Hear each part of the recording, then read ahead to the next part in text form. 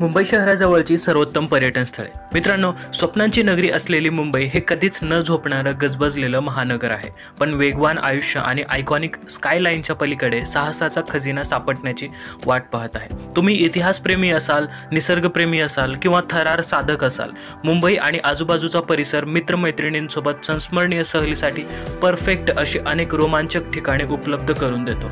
चला तर मग मुंबईपासून 100 किलोमीटरच्या आत फिरण्यासाठी अशा 5 ठिकाणांचा प्रवास सुरू करूया. परंतु प्रवास सुरू करण्याच्या आधी मित्रांनो, चॅनलवरती नवीन असाल तर चॅनलला सबस्क्राईब नक्की करा. चला तर मग सुरुवात करूया. पहिलं आहे भाजा लेणी. भाजा लेणी ही पुण्याजवळ असलेल्या 22 खडकांनी कापलेल्या बौद्ध लेण्यांचा समूह आहे. कार्ला लेण्यांबरोबरच या लेण्या ख्रिस्तपूर्व 2ऱ्या शतकापासून अस्तित्वात असल्याचे मानले जाते.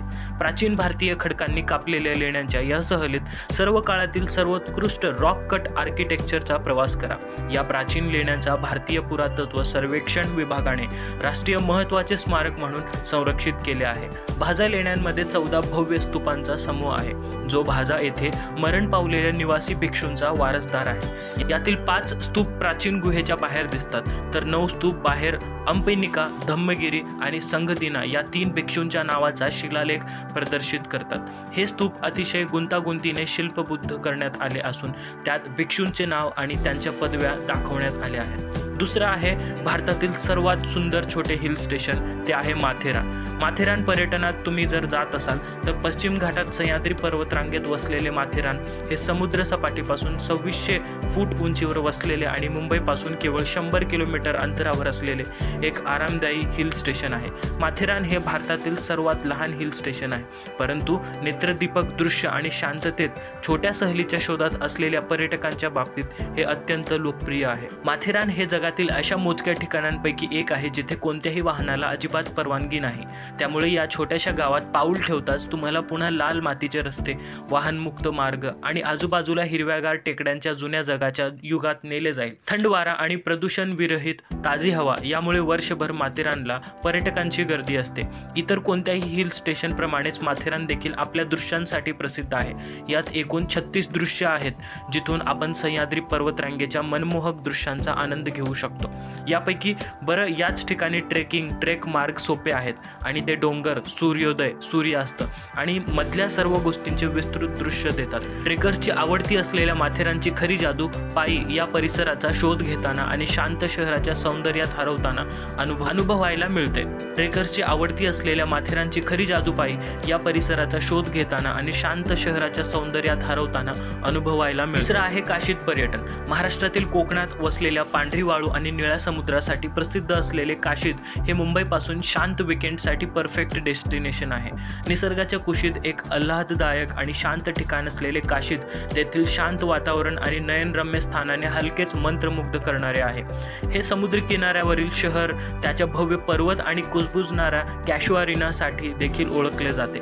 शांत वातावरणाच्या शोधात असलेल्यांसाठी एक रमणीय ठिकाण असलेल्या काशीदमध्ये एक शांत किनारा आहे, जो बरा याच प्रमाणात पसरलेला आहे आणि मंत्रमुग्ध रूपासह सादर करतो. काशीदचे बेदाग पाणी आणि स्वच्छ समुद्र किनारा यामुळे ते आजूबाजूच्या भागातील सर्वात सुंदर ठिकाणापैकी एक आहे. या भागातून प्रवास करणे हा स्वतःच एक चांगला अनुभव आहे. काशीद जवळ असलेल्या चौल येथे सार्वजनिक हिताच्या अनेक बौद्ध लेण्या आहेत. तसेच प्रसिद्ध चर्च आणि मंदिर देखील आहेत. कोरलाई किल्ला हे इथलं आणखी एक सुंदर आकर्षण आहे. मित्रांनो, चौथा आहे कार्ला लेणी. कार्ला लेणी ही प्राचीन बौद्ध खडकांनी कापलेली लेणी असून लेण्याजवळील एक प्रसिद्ध पर्यटन स्थळ आहे. कार्ला लेणी, कार्ले लेणी किंवा कार्ला लेणी या नावानेही ओळखली जाणारी ही लेणी भारतातील सर्वात जुन्या बौद्ध गुहा मंदिरापैकी एक आहे. या लेण्यामध्ये भारतातील सर्वात मोठे चैत्य स्तूप असलेले प्रार्थनागृह आहे. कार्ला लेणी प्रामुख्याने आत असलेल्या एकविरा मंदिरासाठी ओळखली जाते. जुन्या काळी वेलुराका या नावानेही ओळखल्या जाणाऱ्या कार्ला लेण्यांमध्ये एकविरा देवीचे मंदिरासह 15 मीटरचा मोठा खांब आहे. येथे एक बौद्ध मठ देखील आहे, जो इसवी सन पूर्व 2ऱ्या शतकाच्या सुमारास तेथे बांधला गेला असे मानले जाते. अरबी समुद्रातून पूर्वेकडे दख्खनकडे जाणाऱ्या लेण्याजवळ एक मोठा प्राचीन व्यापारी मार्ग दिसतो. गुहेत जाण्यासाठी जवळपास 150 पायऱ्या चढून जावे लागतात. सार्वजनिक वाहतुकीद्वारे कारला लेण्यापर्यंत पोहोचता येते. पुणे किंवा मुंबईहून प्रवास करत असल्यास टॅक्सी भाड्याने घेणे किंवा मुंबई आणि पुण्यावरून लोणावळा आणि लोणावळा ते कारला अशी नियमित धावणारी राज्य परिवहनची बस घेणे हा उत्तम पर्याय आहे. एकदा पोहोचल्यावर लेण्यापर्यंत पोहोचण्यासाठी सुमारे 20 मिनिट पायी चढून जावे लागते. पाचवा आणि शेवटचा आहे मित्रांनो, मुंबईचे छोटे गोवा म्हणजेच मनोरी पर्यटन. कामावरून एक दिवस सुट्टी, फार दूर जायला वेळ नाही, पेट्रोल कमी आणि पॅकअप करण्यासाठी आणि ताजेतवाने दिवसासाठी निघण्यासाठी पुरेसे तास. मनोरी समुद्र किनाऱ्यावर फक्त एका दिवसाच्या प्रवासापेक्षा बरेच काही देते. मनोरीतील 2 किलोमीटर लांबीचा समुद्र किनारा स्वप्नांच्या शहराच्या गजबजलेल्या शहराच्या सर्वात जवळचा.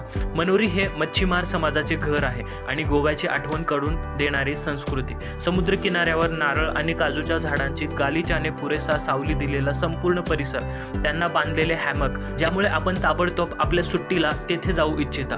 पिकनिक करणाऱ्यांशिवाय 2 नाथ संप्रदाय आश्रम, समुद्रेश्वर मंदिर आणि ग्लोबल विपश्यना पॅगोडा अशा ठिकाणी जाण्यासाठी मनोरी खऱ्या अर्थाने समाधानकारक वाटेल. तर मित्रांनो, तुम्ही तिकडे कसे जाल आणि काय कराल? तर पहिल्या दिवशी तुम्ही संध्याकाळी मनोरीला पोहोचा, तुमचे सामान हॉटेलमध्ये ठेवा, सरळ समुद्र किनाऱ्यावरती जा, समुद्र किनाऱ्यावर विश्रांती घ्या आणि आनंद घ्या आणि रात्री काही पार्टी करा.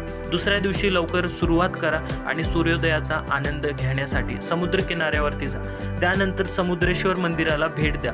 सूर्यास्ताचा आनंद लुटण्यासाठी संध्याकाळी पॅगोडाला पोहोचा आणि मग घरी परत जा. मित्रांनो, हे होते 5 टुरिस्ट प्लेसेस जे मुंबईपासून खूप जवळ अंतरावरती आहेत. तिकडे तुम्ही जाऊ शकता, आनंद घेऊ शकता. आपल्या विकेंडला तुम्ही आरामशीर 2 दिवसाची पिकनिक स्पॉट तुमच्या फॅमिलीसोबत हे तुम्ही कंडक्ट करू शकता. तर मित्रांनो, कसा वाटला माझा व्हिडिओ? आय होप चांगला वाटला असेल. तर चॅनलला लाईक करा, शेअर करा आणि सबस्क्राईब केल्याशिवाय जाऊ नका मित्रांनो. तोपर्यंत भेटू पुढच्या व्हिडिओमध्ये. जय हिंद, जय महाराष्ट्र.